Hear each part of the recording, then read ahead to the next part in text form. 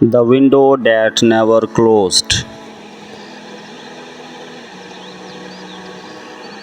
It had been raining for hours, the kind of rain that don't want to stop, like the sky was trying to wash away a sin too old to name. I sat on the dusty armchair in the corner of the drawing room.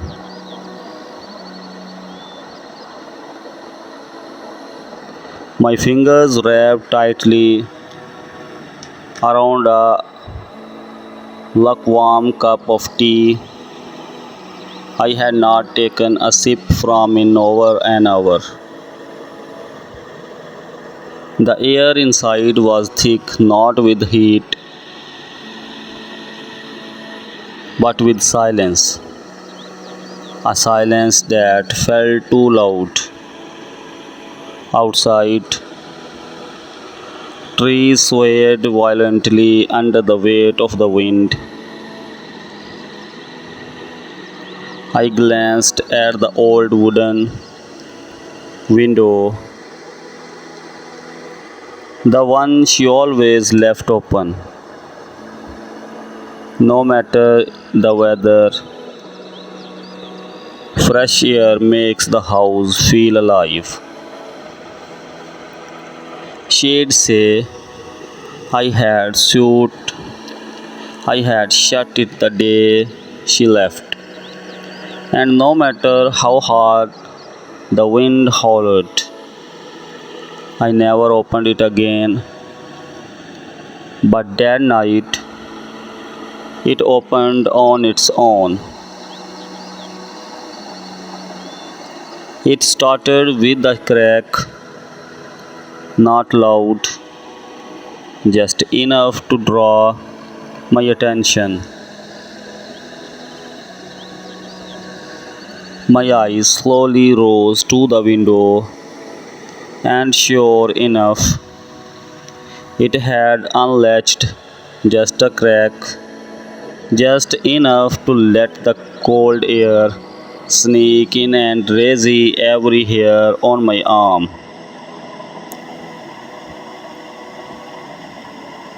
I placed the cup on the table and walked toward it. My steps were slow, uncertain, like I was afraid the window would vanish if I moved too quickly.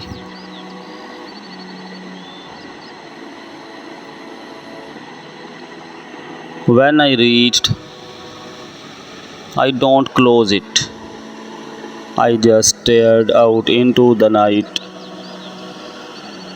The rain blurred everything, but I could still see the garden, the path where we used to walk barefoot in the grass,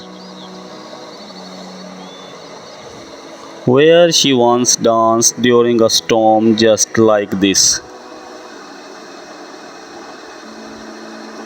She twirled and laughed, and I stood there,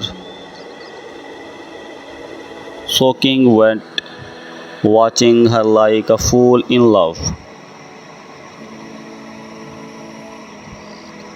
A sharp gust of wind pushed the window wider. My hand went to close it, but I stopped midway. Something no, someone stood at the end of the path. My breath hitched, my heart forgot its rhythm. The figure was still, shadowed but unmistakably human. No umbrella, no coat, just standing there in the rain. Facing the house,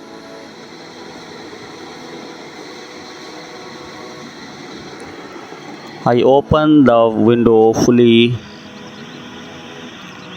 Hello, I called out, but the wind carried my voice away before it could reach.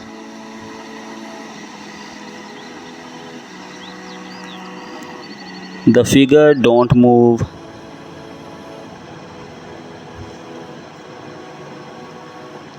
I grabbed the flashlight from the shelf and made my way to the door. Stepping into boots I had not worn since last winter. The flashlight flickered once, then steadied. I unlocked the door, and the cold slapped me in the face as I stepped outside. Rain pelted my shoulders. The garden felt longer than it used to. Or maybe I was just older now.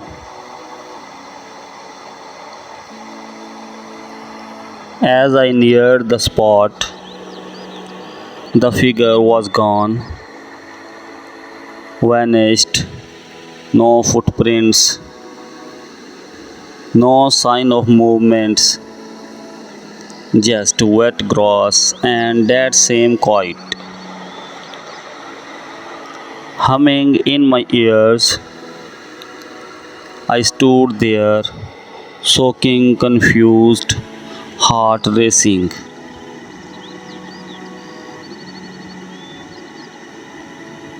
Then I heard it,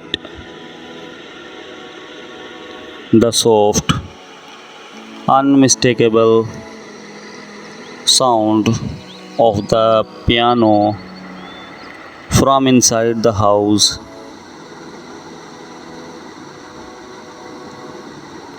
I ran. My boots left muddy prints all over the floor, but I don't care. The piano stood untouched for 5 years. I had not lifted its lid since the vanished. But the sound was clear, a soft melody, one she used to play when words felt too heavy.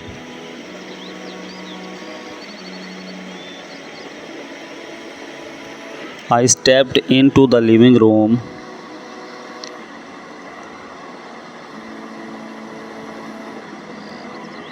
No one, but the lid was open now. A single key was pressed down middle C, and then it lifted, as if an invisible hand had just let go. The room smelled like her perfume for a moment, jasmine and rain. I backed away slowly.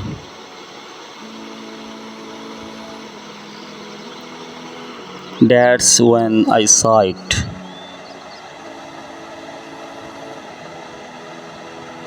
A photograph of our wedding picture, sitting upright on the mantel.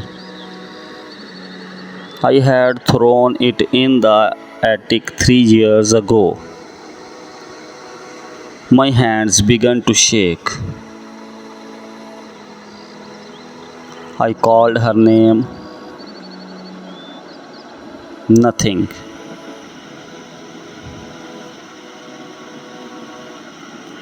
But something told me I was not alone.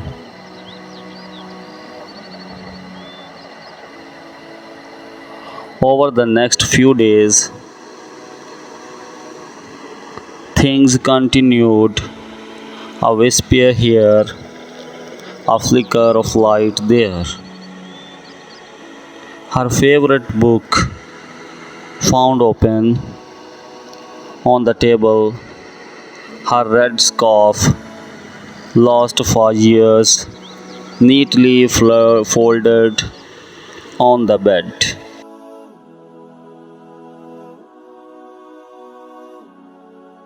I told no one. People had already written me off as the madman in the old house. Talking would only make them sure of it. But I knew she had come back,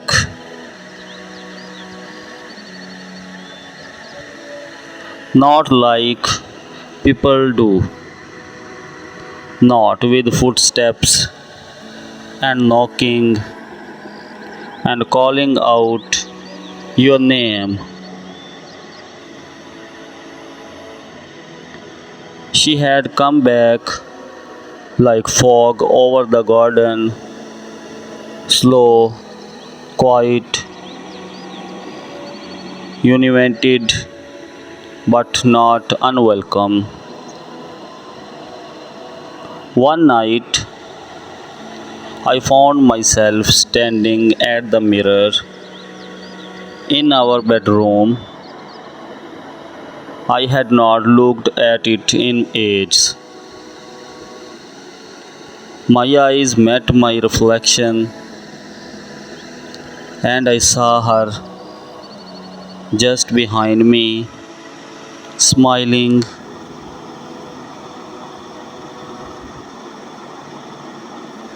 I don't turn around. I could not. Her voice filled the room, barely a whisper. I waited. I closed my eyes and felt her hand slide into mine. Cold, soft, familiar.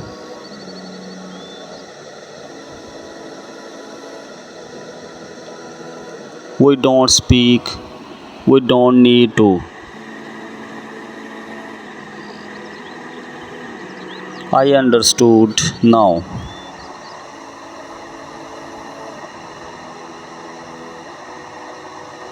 She never left, not truly. Her body, yes. Her presence, never. That night, I slept for the first time in 5 years without locking the door, without checking the windows,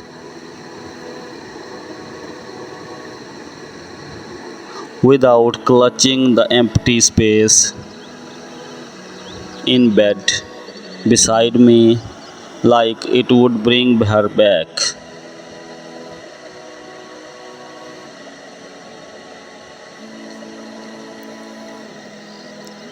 Because she was already here.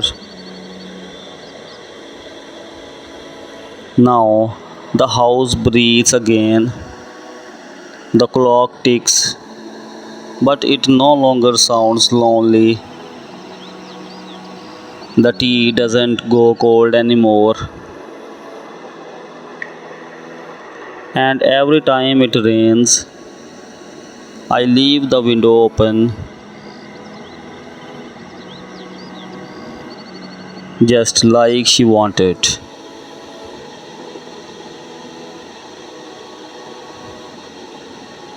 Because sometimes not all love stories end, some just change form,